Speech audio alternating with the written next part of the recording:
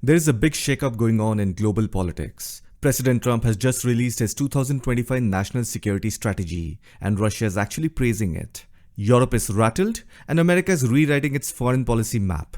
So what is this all about? Let me break it down in simple. On December 4th, the Trump administration introduced its 2025 national security strategy. It is a 33-page blueprint of how America plans to deal with the world. And trust me, it's very different from anything we have seen in decades. The document is built around 4 parts. First, it blames previous governments for the old elite policies that has dragged America into endless commitments. Second, it lays out what the US wants, like 100% border control, stopping mass migration, crushing drug cartels, stopping foreign countries who are trying to enter the Western Hemisphere, building influence in Latin America, the Caribbean, and even parts of the US border region. This is Trump's policy of America First, similar to the Monroe Doctrine.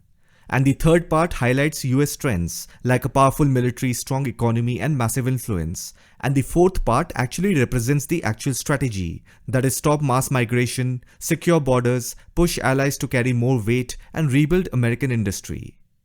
Now this whole national security strategy is built on some clear principles. Focus only on narrow American interest, peace through military strength, realism over ideology, fair alliances, no more free riding, reindustrializing the US, boosting energy production, and rejecting things like DEE hiding rules. In simple terms, America won't try to run the world, but it will protect itself fiercely. And here's where things get interesting. Russia loved it. Russia has said that this national security strategy is totally in line with their view of global stability and appreciated that the document didn't treat Russia as an enemy. If you analyze and uncover what has happened in the last 3 years since Ukraine war began, you will notice that America keeps reinventing itself because it is unsure of its place in the world. While Russia has stayed firm, consistent, and unmoved, United States is trying hard to hold on to dominance, but doing it through soft, subtle maneuvering in both domestic and foreign policy. Now, did Europe like America's new policy? Not so much.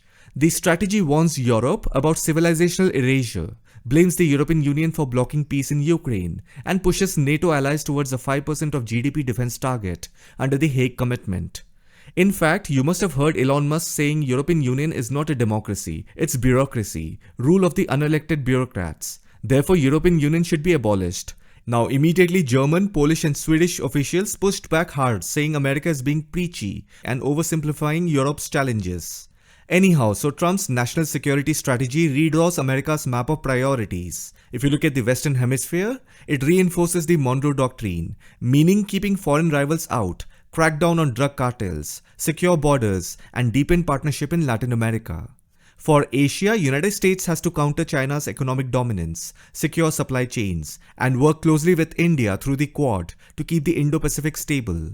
And for Europe, Middle East, and Africa, scale back United States dominance, stop getting stuck in forever wars, and push allies to handle their own security. Now coming to Ukraine issue, peace talks with Russia and Ukraine are still in motion, but nothing is guaranteed. Zelensky is negotiating carefully, and Russia is still hitting Ukraine's energy grid. This winter is going to be extremely tough for Ukrainians.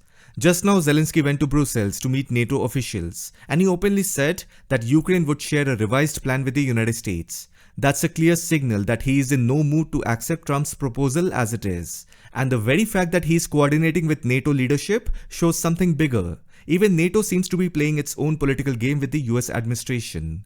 Remember, NATO's military strength is largely built on European personnel, and now that the United States is pushing Europe towards a 5% of GDP defense spending target under the Hague Commitment, European Union leaders are naturally going to push back, indirectly, subtly, and Zelensky becomes a convenient channel.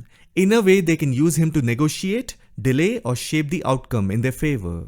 So what does all this mean? Russia feels welcomed, Europe feels warned, and America is clearly shifting from global policeman to strategic power player. Whether this new doctrine brings stability or triggers fresh tensions will depend entirely on how the world responds. And with every major country closely watching these moves, a lot now depends on how they adjust and refine their own strategies with the United States. So the real question is, for America, is this a smart reset or a risky gamble? I hope you found this video informative. Thank you for watching, and I'll see you in the next one.